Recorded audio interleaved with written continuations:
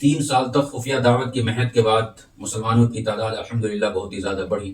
تو پھر اللہ تبارک و تعالیٰ نے قرآن کریم میں ایک آیت نازل فرمائی وَأَنذِرْ عَشِيرَتَكَ الْأَقْرَبِينَ۔ اس کے اندر اللہ تبارک و تعالیٰ نے نبی کریم صلی اللہ علیہ وسلم کو حکم دیا کہ آپ اپنے قریبی رشتہ داروں کو ڈرائیے۔ تو عرب کے دستور کے مطابق نبی کریم صلی اللہ علیہ وسلم صفا پہاڑی کے اوپر چڑھ گئے اور اپنے قبیلے قریش کے لوگوں کو آواز دے کر کے بلایا۔ سارے کے سارے لوگ جب جمع ہو گئے تو نبی کریم صلی اللہ علیہ وسلم نے ان لوگوں سے کہا کہ اگر میں تم سے یہ کہوں کہ اس پہاڑی کے پیچھے ایک لشکر ہے جو تمہارے اوپر حملہ آور ہونے والی ہے، تو کیا تم میری اس بات کی تصدیق کرو گے؟ تو تمام لوگوں نے ایک زبان ہو کر کے کہا تھا اس وقت میں کہ ہاں، ہم آپ کی بات کی تصدیق کریں گے، چونکہ ابھی تک ہم نے آپ کو کبھی جھوٹ بولتے ہوئے نہیں دیکھا ہے۔ تو پھر نبی کریم صلی اللہ علیہ وسلم نے ان لوگوں سے یہ کہا کہ دیکھو، میں تمہیں جہنم کی آگ سے ڈرانے کے لیے اس وقت میں جمع کیا ہوں کہ تم سب کے سب ایک اللہ کی عبادت کرو۔ اگر تم ایک اللہ کی عبادت نہیں کریں گے تو عنقریب تمہارے اوپر اللہ کا عذاب نازل کر دیا جائے گا۔ یہ بات سننے کے بعد سارے لوگ آپ سے ناراض ہو گئے، اور انہی میں سے ابو لہب تھا، جنہوں نے نبی کریم صلی اللہ علیہ وسلم کی طرف پتھر اٹھا کر کے پھینکا اور پھینکتے ہوئے کہا کہ آپ ہلاک و برباد ہو جائیں، نعوذ باللہ من ذالک، کیا اسی کے لیے آپ نے ہم سبوں کو بلایا تھا؟ پھر اس کے بعد وہاں سے لوگ منتشر ہو گئے، اپنے اپنے گھروں کو چلے گئے۔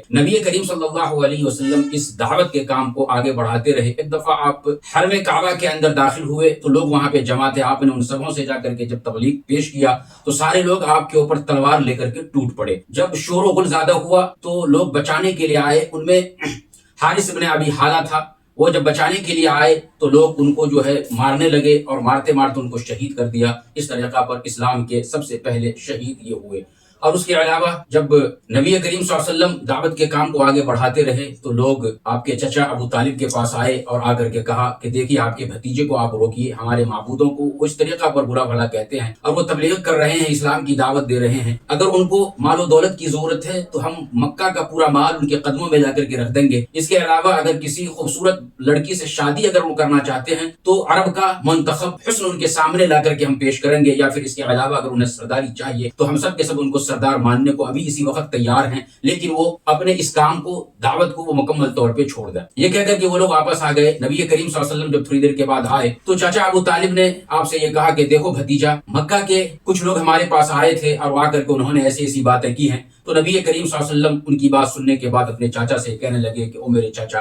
اگر یہ لوگ میرے ایک ہاتھ پہ چاند اور دوسرے ہاتھ پہ سورج بھی لا کر کے رکھ دیں، پھر بھی میں اللہ تبارک و تعالیٰ کی اس دین کے پھیلانے سے ہرگز نہیں ہٹوں گا، چہ جائے کہ میری جان چلی جائے۔ پھر اس کے بعد نبی کریم صلی اللہ علیہ وسلم کو مکہ والے ستانے لگے، کبھی آپ کے راستے میں کانٹے بچھایا جانے لگا، کبھی آپ کے بدن کے اوپر اونٹ کی مجریاں لا کر کے رکھی جانے لگی۔ جس راستے سے آپ جاتے اس راستے کے کنارے پہ کوئی اپنے گھر کے چھت کے اوپر سے کوڑے اور کرکٹ جو ہے ڈالا کرتا تھا۔ پھر اس کے علاوہ جب آپ نماز کے اندر سجدے میں جاتے تو آپ کے گلے میں رسیوں کا پھندا ڈال دیا جاتا اور پھر آپ کو کھینچا جاتا، زبانیں آپ کی باہر اس کی وجہ سے نکل جاتی اور تکلیف محسوس ہوتی، لیکن ان تمام تکلیفوں کو آپ ہنس کر کے برداشت کرتے، اور یہی وجہ ہے کہ اسی اخلاق کی وجہ سے کئی لوگ اسلام کے اندر داخل ہوتے چلے گئے۔ یہ نبی کریم صلی اللہ علیہ وسلم کا اعلیٰ اخلاق تھا۔ اگر یہی اخلاق آج ہم بھی پیش کریں گے تو انشاءاللہ غیر متاثر ہوں گے، اور غیر کو متاثر کرنے کے لیے نبی کریم صلی اللہ علیہ وسلم کا اخلاق لوگوں کے سامنے پیش کرنا ہے۔ اور تمام برادران وطن سے میں یہ کہتا ہوں کہ آپ نبی کریم صلی اللہ علیہ وسلم کے اوپر جو لعن و طعن کرتے ہو وہ صرف جہالت کی بنیاد پہ کرتے ہو۔